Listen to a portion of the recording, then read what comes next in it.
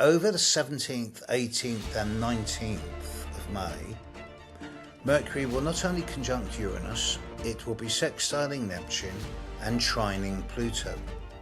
And it's outlasted every empire, every civilization, every religion. And it's still here and getting stronger every day. And what is it about the sacred spots that when groups of humans gather there, what is it about that essence and that movement? Astrology is becoming the new lingua franca. It's the language that nobody speaks but everyone understands to some extent.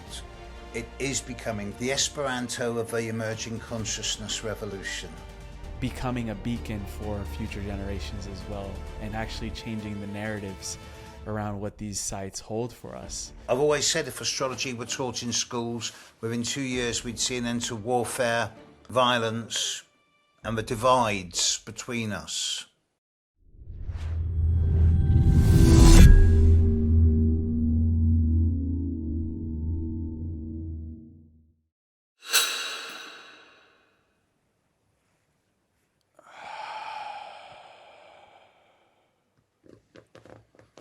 Steve Judd, welcome back on Just Tap In, brother. I have a bit of a unique question for you today as we start off, and that is, what is the conversation that you have been waiting for an interviewer to start with you, but no one has yet? Oh, that's a really, really good question. The question that I've always wanted people to ask me, but they never have,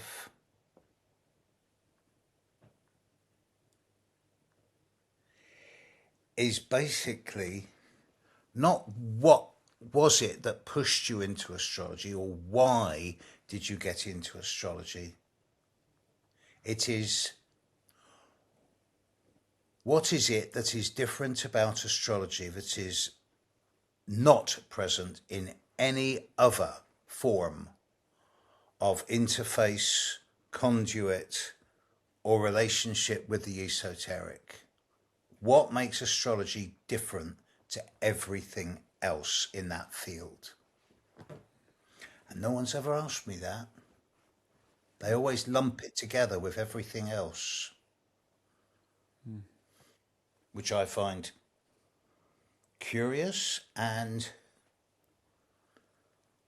a little bit, I can't be on the outside. I'm on the inside looking in. To me, astrology is the most noble of the esoteric practices. So the advantage astrology has over any other practice is that it has tens of thousands of years of statistics, which when mixed with the mathematics and the geometry, as well as the psychology and the intuition, it takes it outside the realm of the practitioner. Everything else depends on the intuition of a practitioner, with the possible exception of numerology. Astrology is different, and it's outlasted every empire, every civilization, every religion, and it's still here and getting stronger every day. And believe me, it is such a privilege and an honor to be an advocate for what I see as she, the muse of astrology, in this day and age. I wouldn't be alive if astrology hadn't found me by now. It found you. She found me. Didn't push me, presented herself to me, as she does to many other people. And other people will look at it and they will think, no, not today. Not realizing that the opportunity probably won't happen again. Others will look at it and go, oh, that's interesting. How does that work? When windows of opportunity open up in front of you, You have the choice of taking them or not. And if you don't take them, you lose nothing. You just stay the same. But if you take them, you generally evolve at a faster rate than would otherwise be the case. Does that make sense? It does. It does. And for someone that is on the other side of this conversation, also part co-creative in this conversation, there was something about the essence of astrology that drew them into this field. And so as we're looking through the modern lens, the current events that are happening in the world right now, what is it about the essence of astrology that drew someone into a conversation like this, particularly at this time when they're watching it?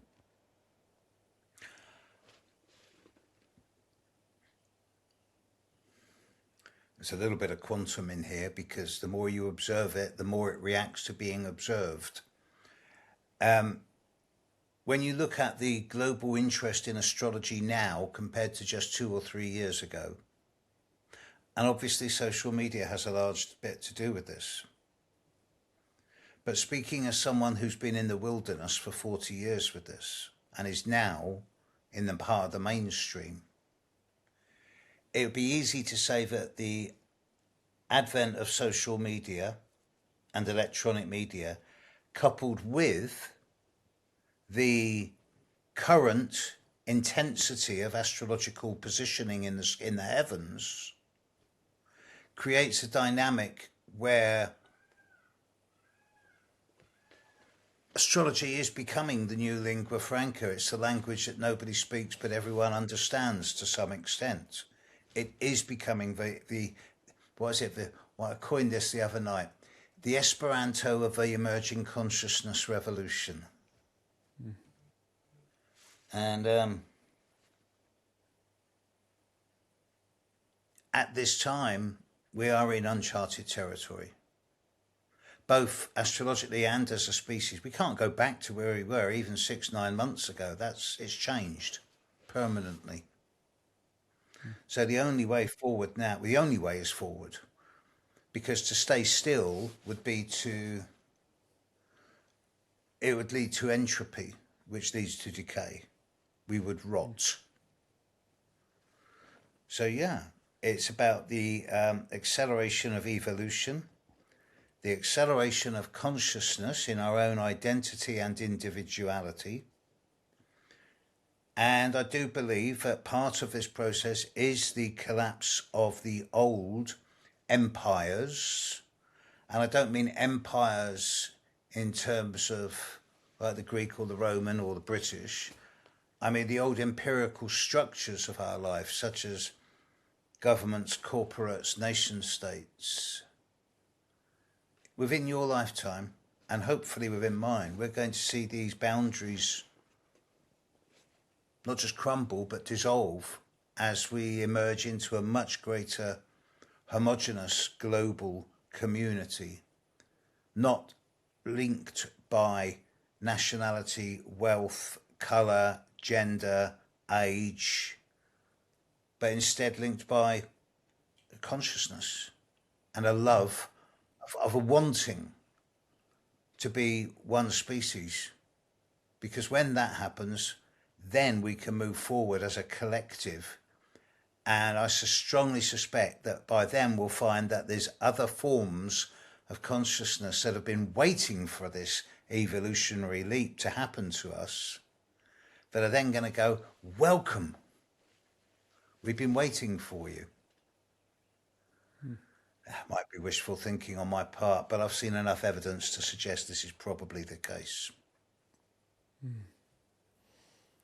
I would love to go deeper into that evidence a little bit later into the conversation, but I wanted to bring something up that came through a few weeks ago, and I know that you normally stay away from predictions and instead you call them forecasts of astrology.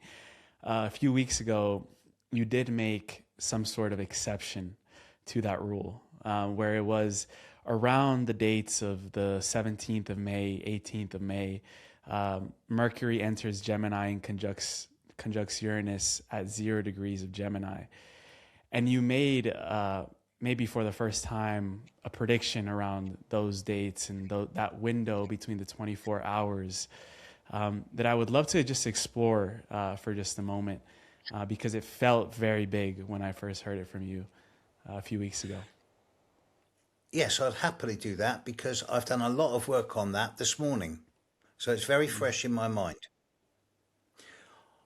On the morning UK time, I stress, on the morning, the AM of the 17th of March, which is of May, which is a Sunday, the moon will conjunct Mercury at 29 degrees of Taurus, and then the moon will move into Gemini and conjunct Uranus. And then at the end of the day on the 17th, depending on your time zone, the beginning of the 18th, Mercury will conjunct Uranus. These are the first conjunctions to Uranus since it's moved into Gemini. So the first time that any planet or moon, or both in this case, has conjuncted Uranus in Gemini for at least 77 years. But this is not all. Because over the 17th, 18th and 19th of May, Mercury will not only conjunct Uranus, it will be sextiling Neptune and trining Pluto. And in that same threshold of time, not only will Mercury be changing sign and moving into Gemini, but Mars will be moving into Taurus and Venus will be moving into Cancer, both within 3 hours of each other. And there will be a Venus-Mars sextile at exactly the same time as Mercury is conjuncting Uranus, as well as building up to sextiling Neptune and trining Pluto over the next 48 hours past the 17th. Now, if I put all this together and try and make sense of it, Venus sextile Mars is a really nice aspect, especially when it's at 0 degrees. Because Venus will be at 0 Cancer and Mars will be at 0 Taurus. So that talks to me of the opportunity for a much greater harmony and balance in individuals in their own sense of being assertive, projective versus being receptive. So the inner masculine and the inner feminine should become more in balance overall over that period. But Mercury rules Gemini. Mercury moving into Gemini and then immediately passing over Uranus. Mercury is like the lower octave of Uranus. If Mercury rules speech and reading and writing and thinking and moving and traveling, Uranus rules space travel and the internet and cyber tech and the higher communication. So higher and lower communication are going to be in the same place at 0 degrees of Gemini, right on the midpoint of Venus and Mars at that time, 17th, 18th, 19th. And there is nothing negative about this at all. Nothing. And to me, this speaks of a large number of different factors all impacting on each other in such a way as to provide some type of breakthrough. Some type of new. This is nothing to do with Russia, Ukraine, Israel, Palestine, Lebanon, the Gulf, politics. This is completely separate. This is a standalone occurrence. And I think there's some type of breakthrough, either some type of new major announcement about some type of scientific innovation, which is going to change the world, or some type of massive communication breakthrough. I don't do ETs, as you know, or aliens, but it does seem to me, it wouldn't surprise me if there was some type of contact in some shape or form that makes humanity realize that there's more to our world than we previously supposed. It is a once in a lifetime standalone situation that will only last for at the most 72 hours over the 17th, 18th and 19th. And it is full of beautiful potential. I did a video on this a few hours ago, which hasn't been published yet for my YouTube channel. And I just said to people, look, you're not going to get this good an opportunity again. So even if it's not directly affecting you, use this time. Do bring in some joy, bring in some love. Do things in a positive way, because the potentials here are enormous.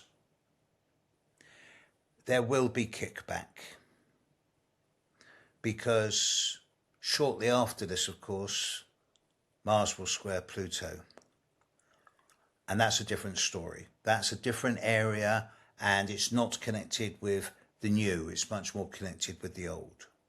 But that period around the 17th to 19th, it's like a threshold, a gateway point. It's like some type of nexus point is being breached and passed, coming through some type of loop into something new. That's the day I'm taking about 30 or 40 people to Avebury Stone Circle from Shifts Happen, which I didn't realise at the time that was the day I'd planned to do it. So that's totally synchronistic. But yeah, I'm really looking forward to it, Emilio. Hello, beautiful family. Quick one today. I just wanted to take a moment to thank each and every one of you that have subscribed to this channel. Your subscription means more than you know. Even though it's free, what you're doing is you're empowering a whole channel to be able to do this every single day and continue showing up in the way that we can with all of our resources on hand. Thank you for contributing to the growth of this channel, for sharing it with the people that you love, for creating a conscious movement of individuals that are seeking the sovereignty and the divinity of their soul. This is why we're here. And if you haven't already and you're enjoying this content, I invite you now to look below on that little button that says subscribe and welcome you properly to this community. Thank you for being here. Thank you for being who you are and being pure love and radiating that with everyone that you see. Back to the episode. And if nothing happens, I'll still be looking forward to it. What's really interesting is that I feel that many people are hearing that call to gather around these dates for some reason. And if this reality is essentially a game, that right now the game player is moving around the pieces for this global awakening, this global activation. You're going to be in Avebury on the 16th of May. I'm going to be in Stirling Castle with Robert Edward Grant, Matthias De Stefano, doing a crown chakra activation with over 1,400 people that are gathering in presence. And so I think that, there are effects to consciousness gathering and doing this work together that could then lead to these cascades of effects on the outer world. Do you think it might be tied to, these gatherings of people around the globe that are allowing these dimensional bleed throughs and discoveries to be made? I was just in Portugal. Sorry, last little anecdote. I was in Portugal with Filippo Biondi. He was the scientist, the Italian scientist that discovered the underground structures under the Great Pyramid of Giza. And he's getting ready to make a big announcement around another structure that they found under the Giza Plateau, a second Sphinx. They've already found it with their SAR scan technology.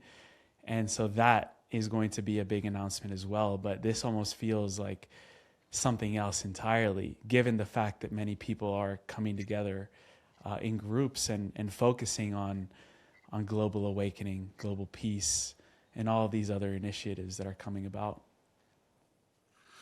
Yeah, every time I try and find the one word to summarize it, I just keep getting the word breakthrough. And I'm used to dealing with breakdown, but this is the opposite. This is breakthrough. It's a shift. And it's great because I'm running shifts. Shifts happen at that time. But I only picked that weekend to do this event because it was the only weekend available. in the hotel where we do it. And it just happened to be the new moon and with all of these movements of planets into different signs. And it turns out to be so not just synchronistic, but serendipitous. The fact that people are gathering, there'll be gatherings at Glastonbury, Avebury, Stirling, like yourself, and I suspect in many other places around the world. In fact, I think a lot of people who are tuning into this are going to be thinking, let's go to the sacred spots. This could be a real moment for the future of our planet. And what is it about the sacred spots that when groups of humans gather there, what is it about that essence and that movement?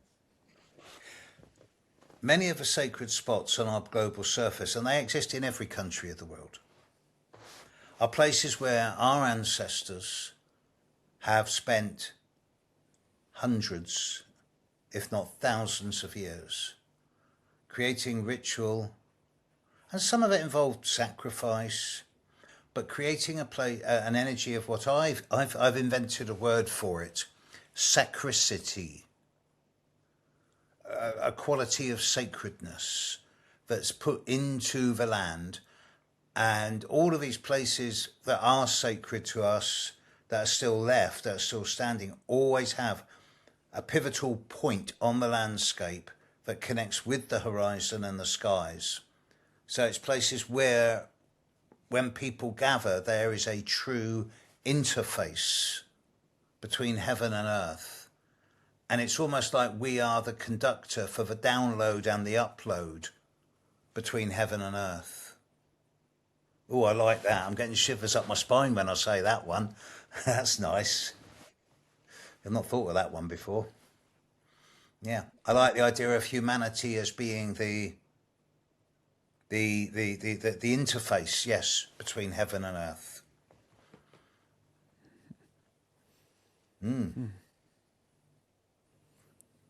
We are the technology.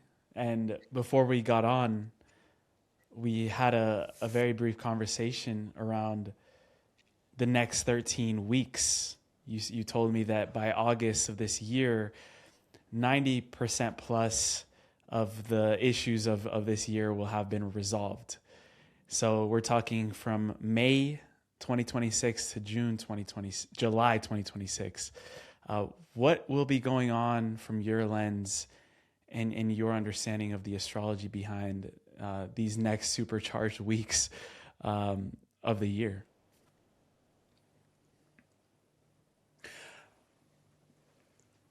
I will address this, but I need to do it by addressing it in 3 collective months. When I did my May forecast a few weeks ago, I was looking at 3 periods in May.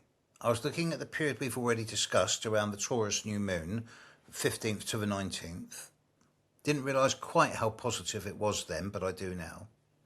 I was also looking at the time around the 4th, 5th, 6th of May, when Pluto went retrograde, on the day that Mercury was squaring Pluto, which I suggest was down to a lot of misinformation and coercive or manipulative contacts going on in the background that we're probably still not aware of, because on the same day Mars was squaring Jupiter, which was making things seem much larger than they actually were or are. And this happened to be the day that they announced a new Project Freedom for the Gulf, bringing all the ships out, and now that's been shelved after 2 days. And this is proper astrology in action. And then around the 25th, 26th of May, Mars is square Pluto.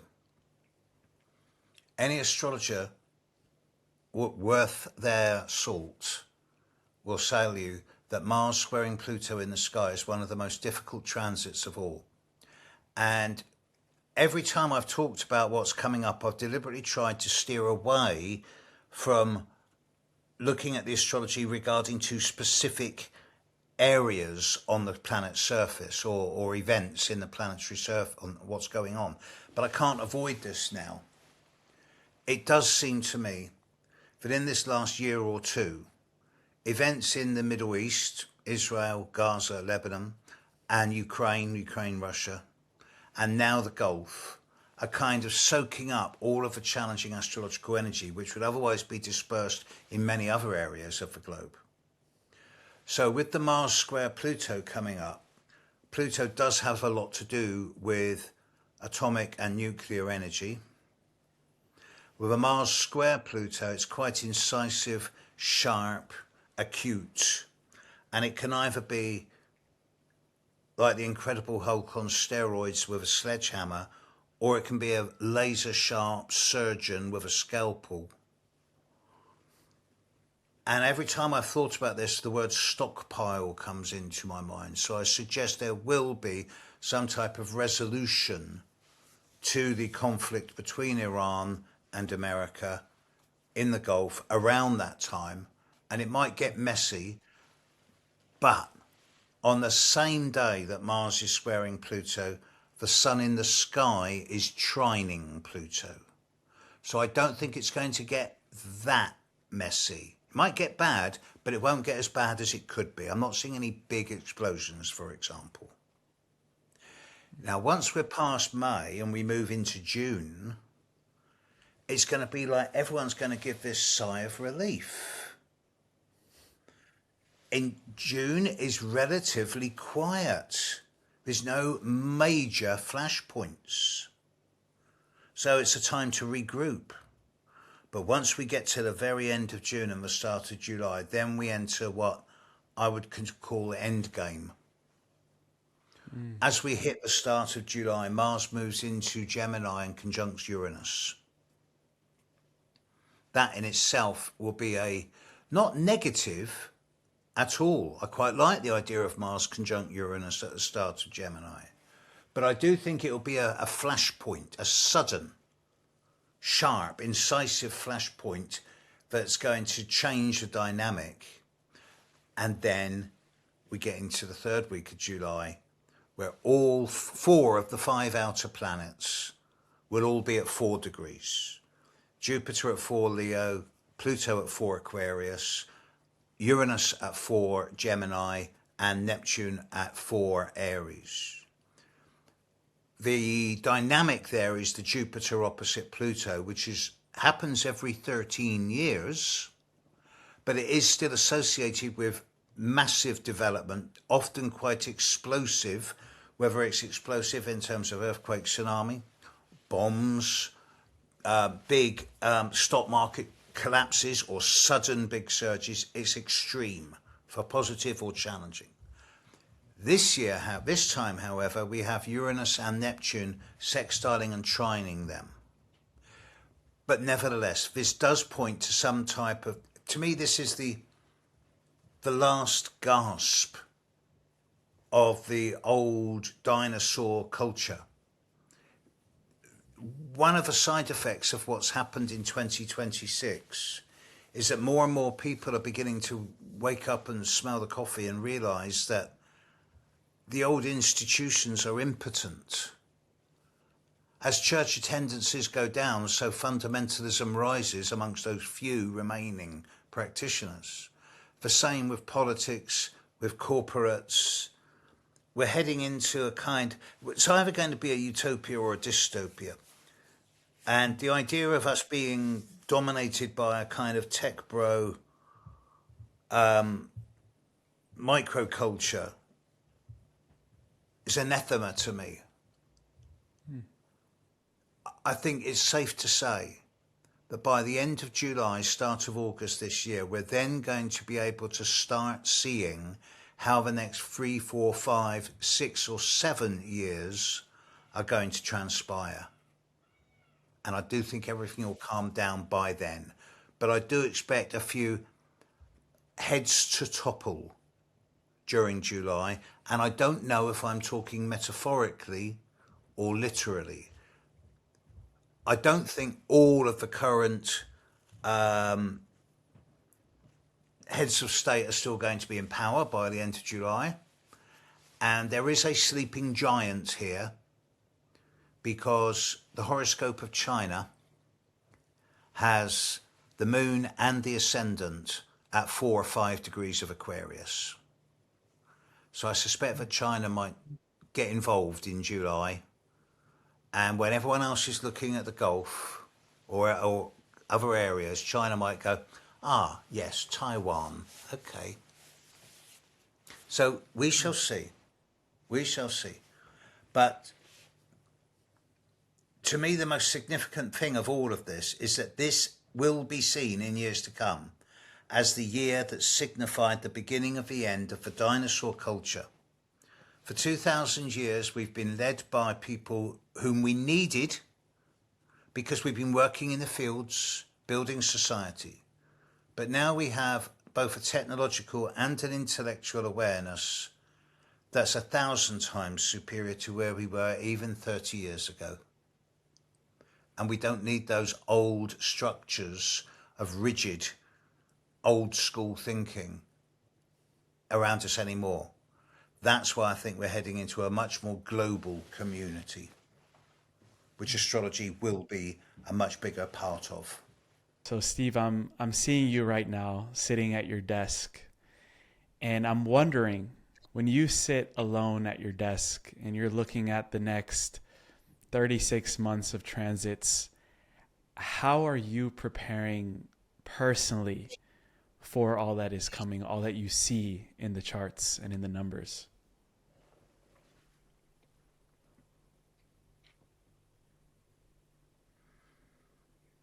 I've got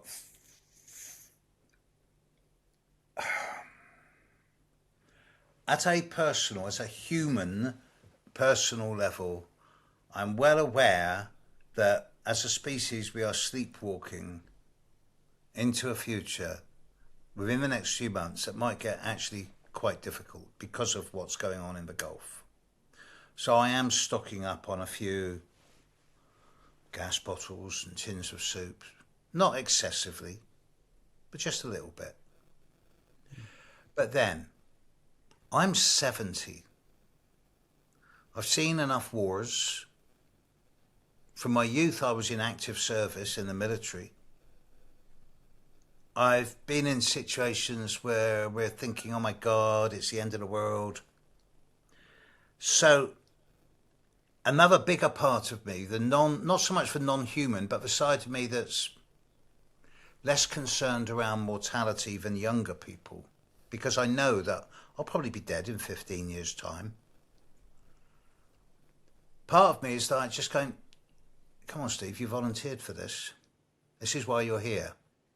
This is what you chose to do. So I'm just going to keep doing my best and keep putting stuff out into the world, because I know that the majority of people who end up listening to what I put out are grateful for it. It gives them a different perspective. I'm going to go out disgracefully. I'm not going to grow old gracefully. I'm going to grow old disgracefully. And I'm going to go out kicking and screaming. And I'm going to make as much fuss and noise as I can while staying within the confines of the law, obviously, and not doing anything that's inappropriate or unethical.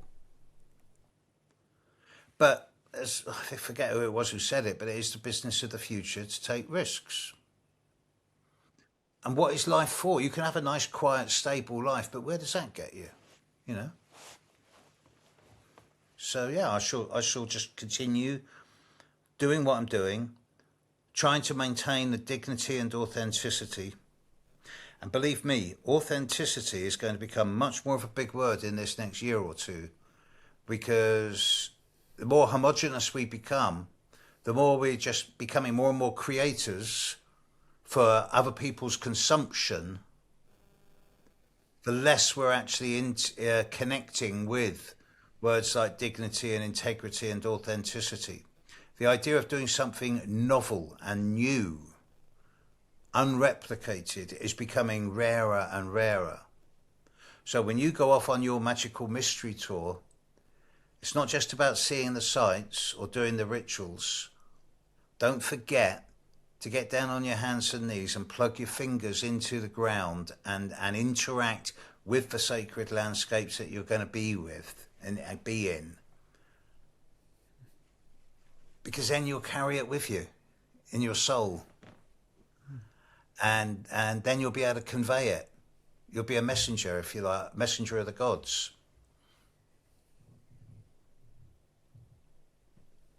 So yeah, maintaining one's authenticity is going to be a real challenge. That is perhaps the only downside to what I see as the AI revolution. Everything's becoming more homogenous. Everything's just becoming the same. Novelty is becoming a rarity. Again, that's where astrology gives us an edge, because the planet positions never replicate themselves. They're always changing. It's one of the very few things that never, never repeats itself. Wow. That hit me on a very deep level, brother. Thank you so much for that. You know, there is this aspect of losing our presence, especially when we're at a novel place or traveling. And, you know, if we get into phone first, camera out first, before actually seeing what's in front of us, we lose what's there. And I have a little bit of a critique from my team, because they know I go to all these beautiful sacred sites, and I come back and I have 0 photos of anything, and they're like, bro, like, you could have at least maybe documented something. And I was like, I was just there, guys, I'm so sorry. But it's something I'm getting better at. But at the same time, I love just the presence of being there. And the sacred sites talk to you. The ancestors that we were talking about, the giants that came before us before we started in our prayer, acknowledging those voices that are there. And you're actually telling me about an experience that I would love to bring to the surface when you were walking the path into, was it the Temple of Apollo? Where the wisdom of those sages have now been carried with you. How did that happen? We were filming the segment of the history of Western astrology on Greece, the Greek era, from 600, 700 BCE to about 100 BCE. And we'd been to Mount Olympus, and we'd been to the Temple of Athena, and we'd seen where Prometheus was chained to the rock, and Chiron's cave, and the home of the gods. And we had a couple of days. And it was like, we haven't been to the Temple of Apollo. We've really got to go. And it's where the Temple of Apollo was not something that was established. It was built on something that was there previously, as most cultures do. But it is a vista of unparalleled beauty. It is a palace set into rock, overlooking a valley of 25, 30 miles. And at the core of the palace is a spring, the Castalian spring. And you can almost picture Apollo in his sun lounger, letting people come up and pay homage to him.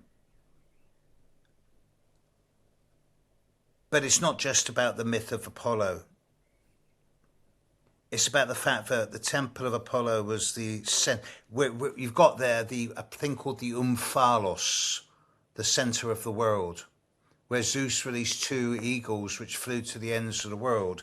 And where they met, he built the Temple of Apollo. There's a stone there that's still the existing original stone. The actual stone is in the museum at the bottom of the hill. There's a replica in situ. But it's the place where the priestess used to breathe in the vapors and give forecasts. And when you consider that culture gave us people like Homer, Socrates, Pythagoras particularly, Plato,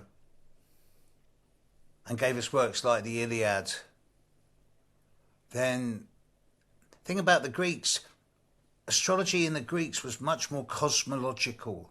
They didn't look for individual horoscopes. They looked for they looked at the big cycles, galactic cycles, solar cycles, planetary cycles. They didn't look for individual charts. Yet within 100 years, from 150 BCE to 50 BCE, as the Greek Empire collapsed and the Roman Empire grew, all of a sudden astrology jumped to Rome, and then it was, will my horoscope tell me when I can be king or emperor? How can I make money? It all became much more militaristic and egocentric rather than cosmologically orientated.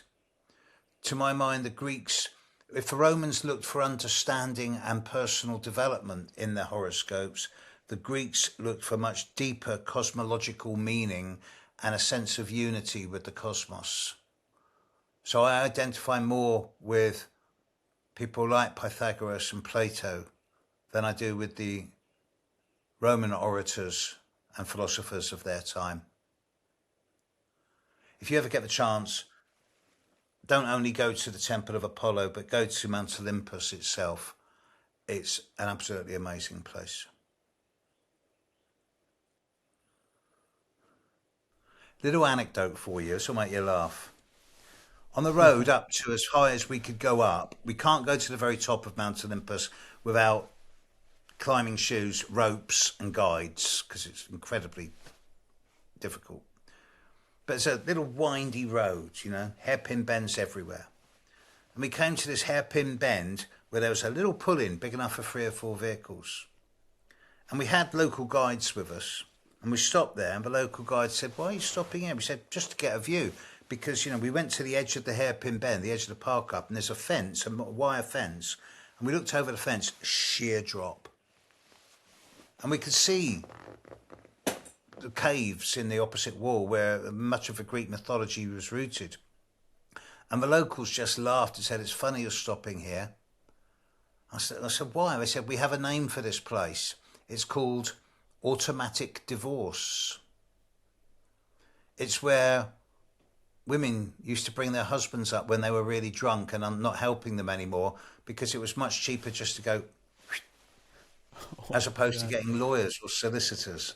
So in the local jargon, that place was called automatic divorce.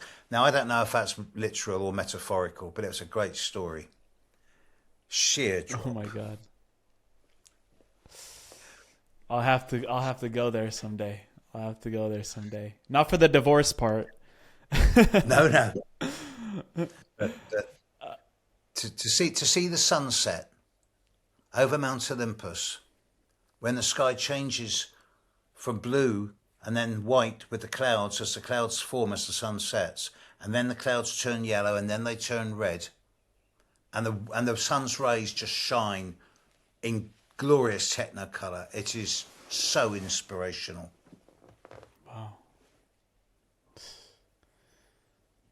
There's something about going to these places ourselves and actually being witness to the greatness, not only that came before us, but the realm of possibility that is available at those sites, where your imagination can run free and you're able just to ponder, like, what was it like? And how is this spot becoming a beacon for future generations as well, and actually changing the narratives around what these sites hold for us. Instead of this site being just for slaughter, it's actually a site for divine, messages, like you were saying. And so one thing I wanted to ask you about, going back to authenticity, was when you look at someone's chart, when you look at someone's astrology, how do you pinpoint the uniqueness of the soul, the authenticity of that being, just through their chart alone? Everyone has that potential. Everyone. Every chart has that potential.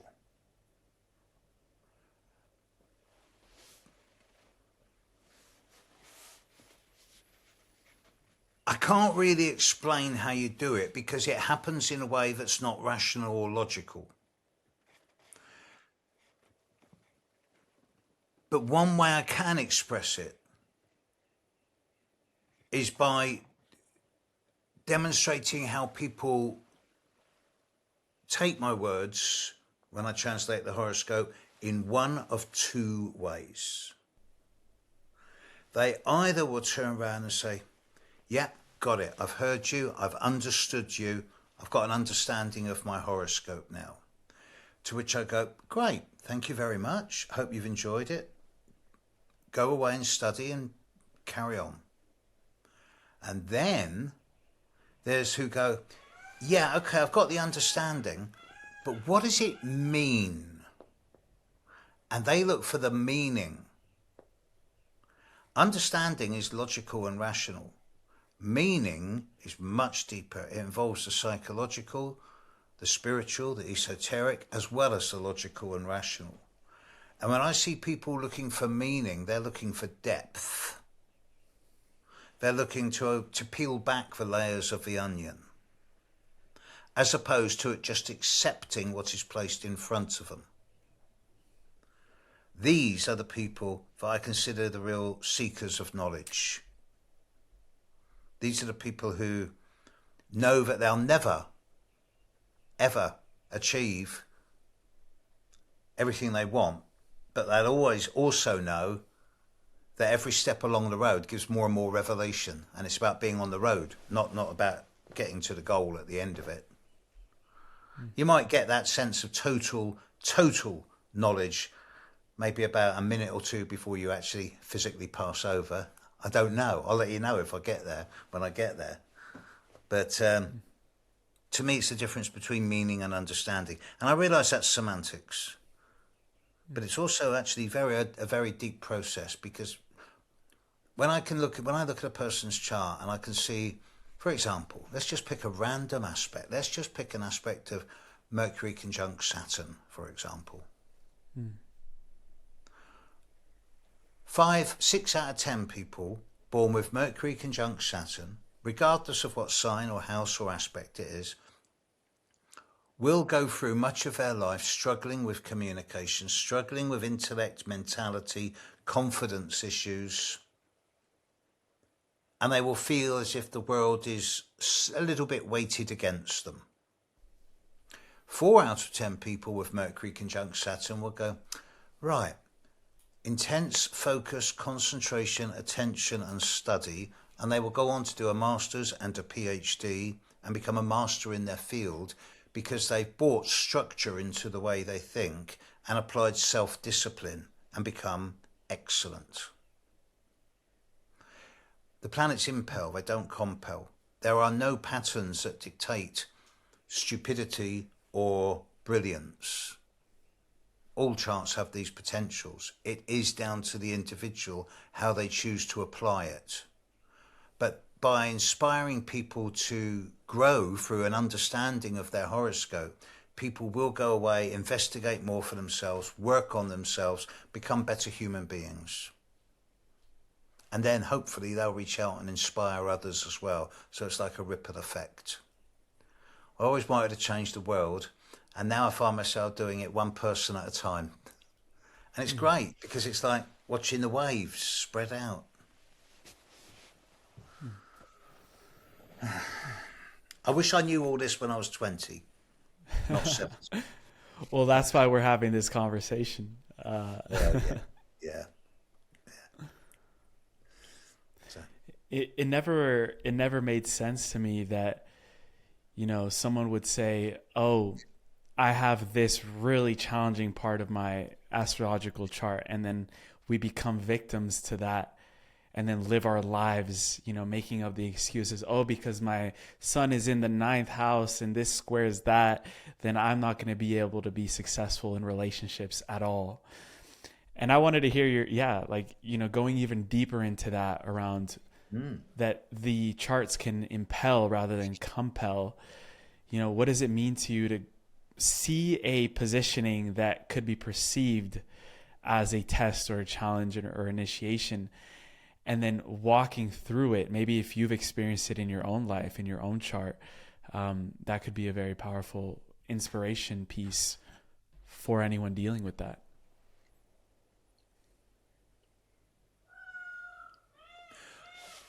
On the one hand, many decades ago, someone gave me a sentence that changed my life. They said, I don't want reasons, I want results. And that was a tough task at the time, but now I get it. When I was doing my MA, I was being taught by what I call the gods of astrology. I was working with people like Liz Green and Bernadette Brady, and I was being taught by people like Nick Campion. And we were discussing the Age of Reason. And this goes back to Aristotelian philosophies, but in a more 1,000 years later, 1,500 years later, Descartes, who said, I think, therefore I am. And I said, well, he's mad. And my tutor said, well, why is he mad? I said, he should have said, I feel, therefore I am. And I said, and my tutor said, yeah, but he didn't. He said, I think, therefore I am. And that was the schism between thought and feeling. That was the disintegration, if you like, into civilization. And I turned around to my tutor and I said, well, he was obviously barking, as in mad. Mm-hmm. And my tutor turned around to me and said, yes, Steve, I agree with you, but barking is not an acceptable academic term. You have to find a way of explaining why he was wrong. And the idea of the Age of Reason, always finding explanation or mechanical or logical ways of expressing yourself, denies instinct and intuition. And we have these, they're inbuilt. Instinct is more than a human construct, it's an animal construct that starts below the navel. Intuition comes from a solar plexus and it's more of a human thing, but they're still very innate. And the logisticians of the world, the scientists, the astronomers, most of the academics, they will not work with these terms because they are not clinical. This is why I don't have a lot to do with scientists and astronomers, because we work with different ways of resonating with people.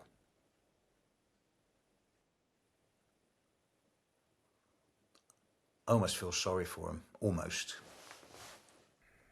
If everyone on the planet was able to inherit this lingua franca of astrology for the emerging consciousness revolution that we're a part of, and from the earliest age they understood, they knew how to read this language and communicate it, how would the world change?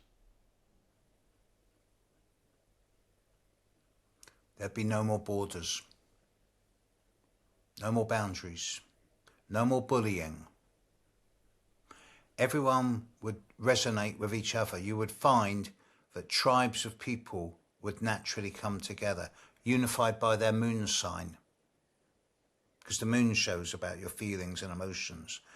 And I know that when I've organised big conferences or groups, if I put people together by their moon signs, they have so much fun. They so relate and identify with each other. It is like the 12 tribes, but it's just the 12 moon signs. Everyone would naturally realise that everybody else's actions are influenced by their chart, and they would naturally gravitate away from people that they felt uncomfortable with and towards people they could interact with. And that doesn't make anyone better or worse. There would be this natural groupings of people. And in my ideal world, this is how the future would be. No more borders, no more nationalities, and no more imposed doctrines. Just an educating of our young children to recognise their own true potential and to trust their own instincts and intuition. Young children,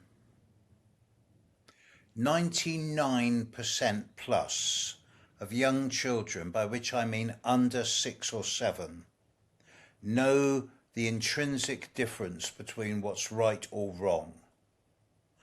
And 99% of children are intrinsically kind.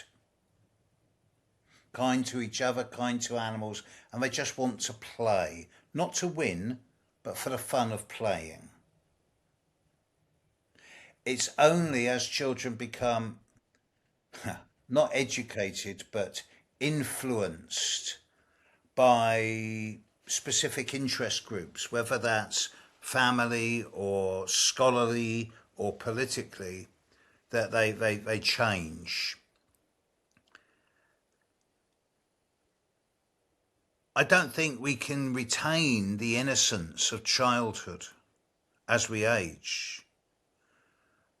But I do feel that the more that individuals know their own horoscopes, they will then be able to use that blueprint of potential as a map to know both how they can improve their lives and when the best times are for this to happen.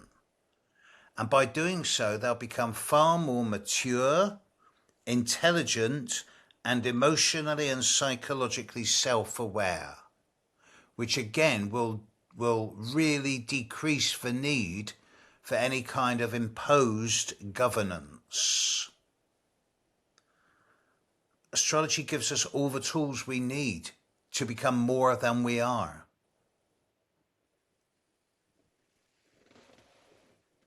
I've always said if astrology were taught in schools, within 2 years we'd see an end to warfare, violence, and the divides between us. I still say that, and now there are plenty of schools of astrology out there. I teach astrology. Many of my contemporaries teach online. So yeah, it is like, it's not a revolution, it's a re-evolution, it's an upgrade. That astrology is one of the languages of, one of the big languages of. I don't really have that many friends who aren't aware of the basics of their horoscope.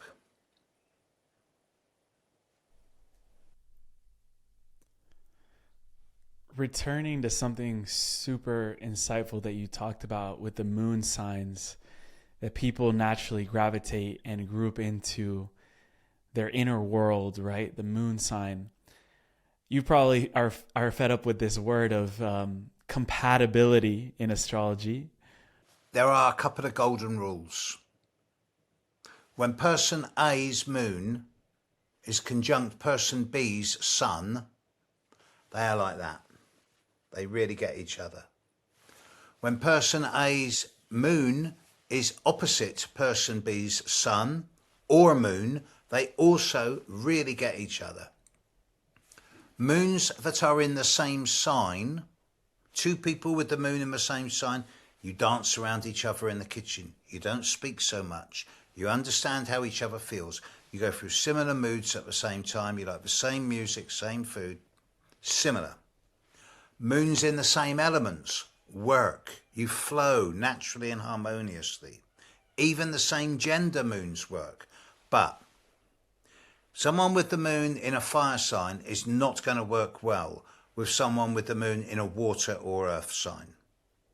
Someone with the moon in a water sign will not work with someone with the moon in an air sign or a fire sign. Water attracts water or earth. Fire attracts fire or air. Fire and air, earth and water, masculine, feminine. And with the sun signs, doesn't matter. That's about identity. They can be compatible. But moon signs, you need to be someone that's compatible with, because then it's easy. It's not a struggle. And of course, you can have someone with the moon in Virgo and the moon in Aquarius. Of course you can. But there will be times where you just look at each other and go, I just don't have your user manual. So compatible moons for me is the single biggest thing for relationship success, whether that's personal and intimate, professional, social, or family. And it's easy to check out. Extremely practical. Thank you for that. And yeah, I'll be looking into that with my the closest people in my life to see. But there is this one last theme, or I guess topic, I wanted to open up with you, which is quite a edgy topic as well, because as we know, last month in April, Uranus moved into Gemini. And for the U.S. specifically, you've said that the U.S. is in messy territory at this time. When I looked into the last placements of Uranus and Gemini for the U.S., 1700s, 1774 to 1782, Revolutionary War. 1858, 1866, Civil War. 1942 to 1949, World War II. And that leaves us with 2025 to 2033. And I really hope that the pattern there isn't another war that will go down in history. What do you see? You can go back further.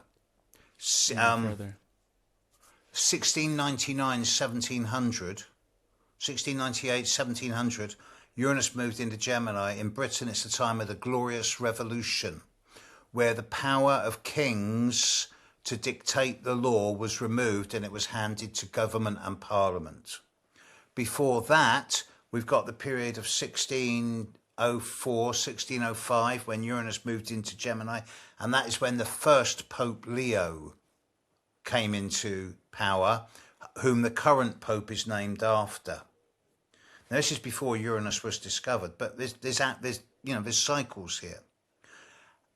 I believe that the nation of America, along with the nation of Russia and probably China, are too unwieldy and too big to be managed in a strong way over the coming years. I do think that these countries are going to break down into more federated states.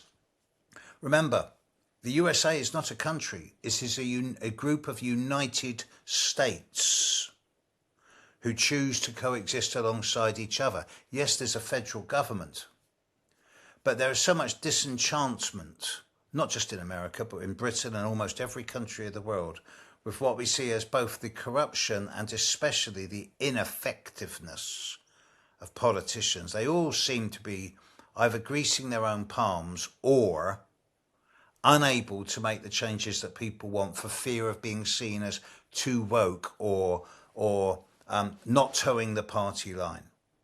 I am in favour of politicians. I am not in favour of political parties. Let's get rid of the political parties and just elect people who will come to their electorate and say, which way do you want me to vote on this issue? That would change things. So yes, I do not see America as it is now as being able to step back from the brink. It is too far divided already between blue and red, left and right, east and west. There will probably be some type of secession or splitting into smaller groups of states, as was once the case. And I think that the current American government is, without realizing it, accelerating this process. Sorry to be the bearer of bad news to my American colleagues, but most of the American astrologers I know agree with me on this. But it's happening everywhere, Emilio, except maybe China. Russia is falling apart. So, interesting times ahead, especially in the next 3 months are going to plant a lot of seeds for the long-term future. So just act with integrity, folks. You're not being asked to be successful, you're being asked to do your best. And the only person who will judge you is you. So just do the best you can, be the best you can, and it'll all be okay. How's it go? Trust me, I'm an astrologer. Again, what seeds are we choosing to plant at this time? And what a beautiful reflection, brother. I wanted to begin wrapping up the conversation with the segment that we call the final trio. As we were mentioning toward the beginning, you're having your annual astrology event, shifts event, in the next coming days when this comes out. And so I wanted to give you the space to let everyone know where they can get access to that, even if it's live streamed, if they can't make it in person, and all other places as well. There's myself, Rick Levine, Penny Thornton, Alex Trinath, Darby Costello, and a few special guests. We're getting Amanda from Astrology Hub in to do a live stream from Hawaii, which we're going to be streaming out to the world. Don't ask me about the tech. We've sold out of day tickets. There's about 7 or 8 residential tickets left, but we're streaming tickets. And what we can do, whilst all the early bird tickets have gone, because it's what we're going to offer you is in your viewers is a discount code. So if they go on to the Shifts Happen to TOO website, and when asked to pay for the streaming tickets for the whole event, the 4-day event, and if they put in the code SHIFTS20, that's SHIFTS20, all in capitals, they'll get 20% off. But that's only to your guys, your people. And last year we said we weren't going to do it again, but the demand was so big we're doing it this year. I am rapidly approaching burnout. So's my techie, Kayvan. Love him. And we will see in a few weeks whether we're going to do it next year. It's such a great event. It's not a conference or a symposium. It's a think tank that's bringing together people from 25 different countries in person, from 4 different continents, different ages, 17 to 80, different color, different religions, different practices, different genders, all united by a love of astrology. It's an amazing, it's nothing like this in the world. And it just sprung out of nothing. We didn't even know how it was happening. It just did. So, and if it doesn't happen next year, something even better will. Always. Beautiful, brother. Thank you. And I appreciate the discount that you're giving to our audience. We'll obviously put all of the details down in the description of this video where they can go find out more information. And I want your shirt. This shirt? Yeah. As above, brilliant. It was a limited edition that we did with a friend of mine who created this brand. And I asked her to put this message on one of the shirts. And unfortunately, she's no longer creating them. She's moving on to other projects. But I was like, real men wear pink, right? First of all. And then throw a little esoteric message on there. Yeah. I'll get some made. Yeah, we'll make one personalized. All right, brother. Well, thank you for hosting us. I'll close this out with 3 rapid fire questions. If we can make it through. We've had the most technical difficulties in this episode that I've had in a long time, but the information needs to go through. First question I had for you is, after 45 years of watching the cycles of humanity and of astrology, of the stars, what still humbles you in this journey?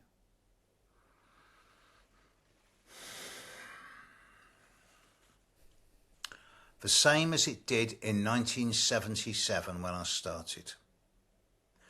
Looking up to the sky and seeing those little balls of different color light moving against the backdrop of the sky, and knowing that they're making specific geometric patterns that defy rationality. It's the magic of observing the living universe.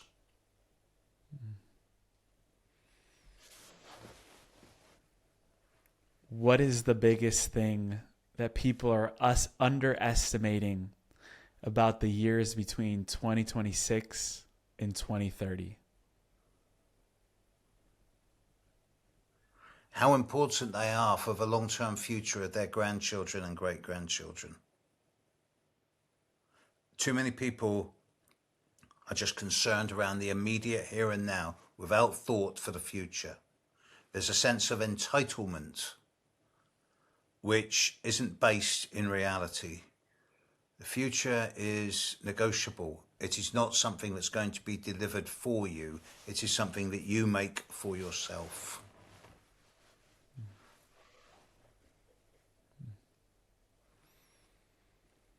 And Steve, if you only had 1 minute left and a microphone in front of you, what would you say to everyone watching?